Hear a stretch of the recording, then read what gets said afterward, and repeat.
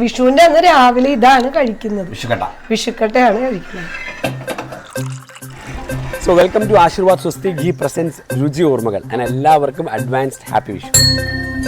ഒരു 6 കൊല്ലത്തിന് മുന്നേ ഞാൻ റേഡിയോയിലായിരുന്നു ഇപ്പോൾ കോഴിക്കോട്. വിഷുവിന്റെ സമയത്ത് എനിക്കൊരു പലഹാരം ഒരു ലിസണർ ഉണ്ടോ അപ്പോൾ അതിന്റെ പേര് ഞാൻ ചോദിച്ചപ്പോൾ വിഷുക്കട്ട എന്നാണ് പറഞ്ഞത്. വിഷുക്കട്ട എന്നുള്ള സാധനം ഞാൻ ഇന്നേ വരെ കേട്ടിട്ടില്ല. ഞാനത് കഴിച്ചു നോക്കി. എന്നിട്ട് ഇങ്ങനത്തെ ഒരു സാധനം ആക്ച്വലി ഇതിന്റെ പേര് ഇതാണോ എന്ന് അറിയാൻ വേണ്ടി ഞാൻ സ്റ്റോറി ഇട്ടു. ഒരുപാട് പേര് പറഞ്ഞു കഴിച്ചിട്ടുണ്ട് ഇങ്ങനത്തെ ഒരു സാധനം ഉണ്ട് ഇല്ല എന്നൊക്കെ. അപ്പം ഈ വിഷുവിന് ആ സാധനം കുറച്ച് പേർക്ക് ഇൻട്രൊഡ്യൂസ് ചെയ്ത് കൊടുക്കാൻ വേണ്ടി അമ്പാടിക്ക് സാധനം എന്തായാലും നമ്മൾ കാണിച്ചു കൊടുക്കും എന്താണ് ഏതാണെന്ന്. ഓൾസോ ഈ ഒരു ഓപ്പർച്യൂണിറ്റി നമുക്ക് ഒരുക്കി തന്ന ആശീർവാദ് സ്വസ്തി ഘീനൊരു ബിഗ് താങ്ക്സ് പറഞ്ഞുകൊണ്ട് we are starting the video. ഇത് ഉണക്കലരിയിലാണ് ഇത് ഉണ്ടാക്കുന്നത്. ഉണക്കലരി കുതിർത്ത് വെച്ച് നമ്മൾ 2ാം പാലില് വേവിക്കും. പിന്നെ 1ാം പാലില് നമ്മൾ ജീരകം ഇട്ട് വെച്ചിരിക്കും. എന്നിട്ട് വെന്ത് വരുമ്പോ ആവശ്യത്തിന് ഉപ്പിടും. ഉപ്പിട്ടതിന് ശേഷം 1ാം പാൽ അതിലേക്ക് ഒഴിച്ച് പറ്റിച്ചെടുത്ത് അതാണ് നമ്മൾ വിഷുക്കട്ടയായിട്ട് പാത്രത്തിലേക്ക് നെയ്യ് തടവി അതിനകത്തേക്ക് മാറ്റി അത് നമ്മൾ കട്ട് ചെയ്തെടുക്കുന്നതാണ് വിഷുക്കട്ട. അതിന്റെ മേളില് ശർക്കരപ്പാനി കുറച്ച് അധികം ഒഴിച്ചു കൊള്ളാട്ടോ. നെയ്യും വെളിച്ചെണ്ണയും തേങ്ങാപ്പാലും അടിപൊളി.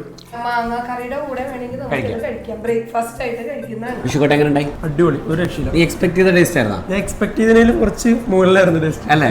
ഞാൻ അപ്പോൾ ഈറ്റ് കൊച്ചി ഈറ്റിന്റെ ടീമിന്റെ വകയും ആശീർവാദ് സ്വസ്തി ഘീന്റെ വകയായിട്ട് എല്ലാവർക്കും ഹാപ്പി വിഷു.